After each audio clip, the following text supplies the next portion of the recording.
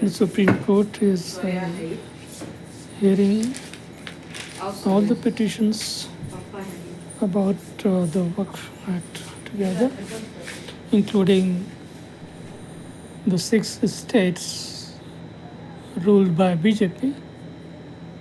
The Chief Justice Sanjeev Khanna is leading the bench of justices in Supreme Court. Kapil Sibal is appearing for the petitioners opposing the passage of WAQF Act. Details of the hearing are available on the net. The heart of the matter is that the Supreme Court observation is telling the petitioners that apart from your grievances against the constitutional rights under Article 25, there is a genuine concern and grievances that your claims over lands include Delhi High Court, and this is not accepted. This is extremely serious, and it doesn't appear to be frivolous. So, this concern should be addressed in an equitable manner. This is an observation by the Supreme Court Chief Justice. Of course, the details and the arguments continued and will continue till this concludes. But this is not going to ease very soon, especially because the Muslims are not without support of the Congress, which has taken upon itself to ensure that this country plunges into mayhem and the Muslims become a stakeholder bigger than Hindus in almost every sense. This is inconceivable, and this is a challenge. The gauntlet thrown to the Hindus.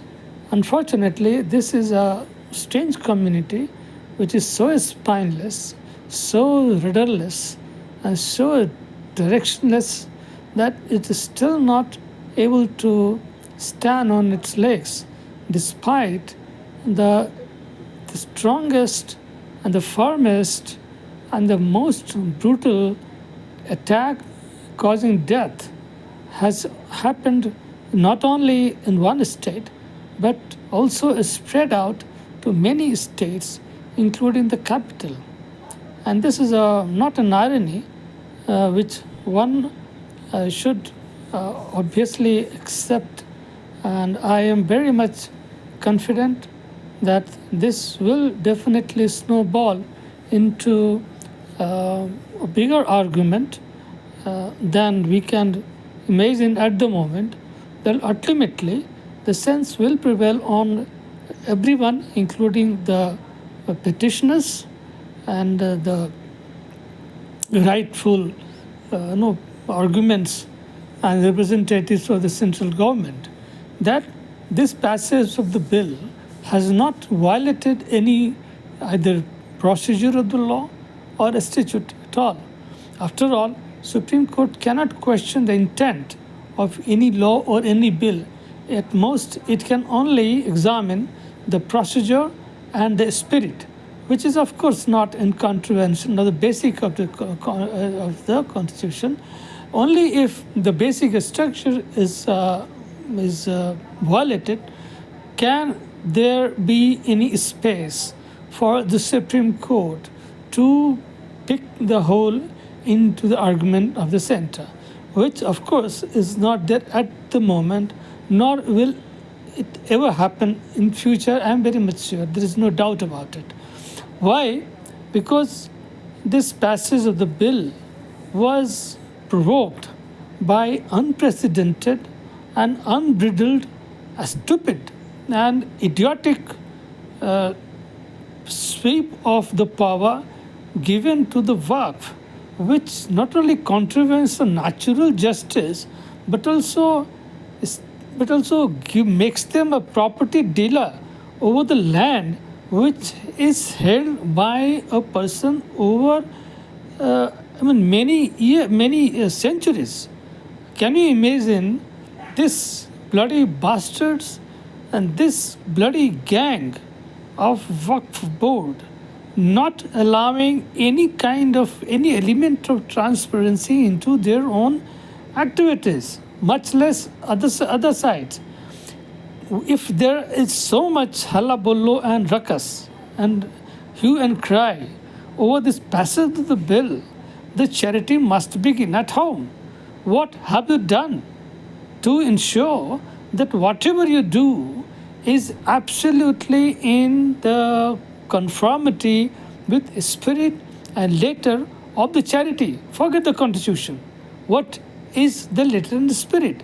A person who donates law to a god for his charitable work has has to be first and foremost to be at the door of every needy, whether the needy is Muslim or any other Hindu or anybody.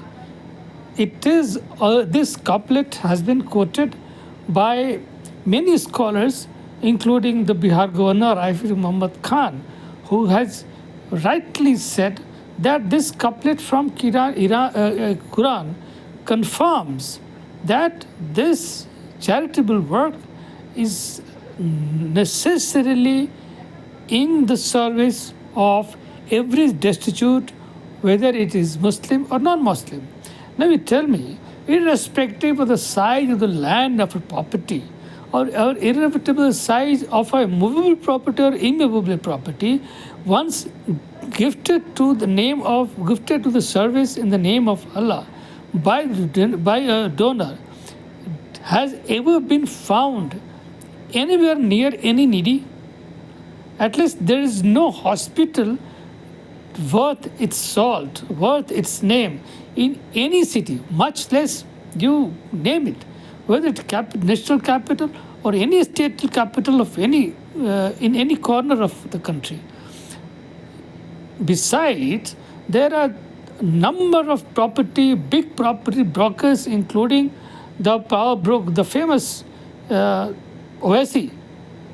Owaisi owns 1,000 bighas of land donated to a Waqf board and actually owned by the Waqf, but in possession of Mr. Owaisi, who has built a huge education institution in the name of giving admission to Muslims for their welfare. So far, so good. But whatever the fees collected by the institutions from the students, does this fee go back to the Waqf? Does the Waqf get any benefit from this so-called charity? Because for all practical purposes, Waqf has once given to land to Mr. Owaisi, has almost washed its hand off, not making any kind of charitable, any kind of money. All this money raised and collected goes to the pocket of Mr. Owaisi, who is, of course, making millions and billions from it. Now you tell me, if this is the way Waqf works, how is it charitable? Similarly, if any property, and secondly, the most obnoxious and horrible element of the sweep of the power invested in the hands of Waqf is the arbitrary and almost inhuman godly power given to the Waqf over any piece of land whichever it wishes to own. It has a kind of magic wand in its hand. Whichever property it touches, by mere act of touching the property is said to be in the hands, is said to be owned, or is said to be gone into the possession of the Waqf. Tomorrow, if they want, they can come just barge into my house. All they have to do is just to barge in, take my hospitality, and ask me to please go leave this property today, from now, just because I have come here and have your tea in your home, by your home, and it is now mine. Can you ever imagine this kind of motherfucking Sally mother chod? Sale, who the fucker you are, bastard, mother panchod, teri maa ki chud sale, panchod, who the hell are you? You do not own a single element, single centimeter of property. Bastard, how the hell have you come into my house? Much less possess one and charitable and transfer gandu land jand band gand. You have to be out of this gate now and forever.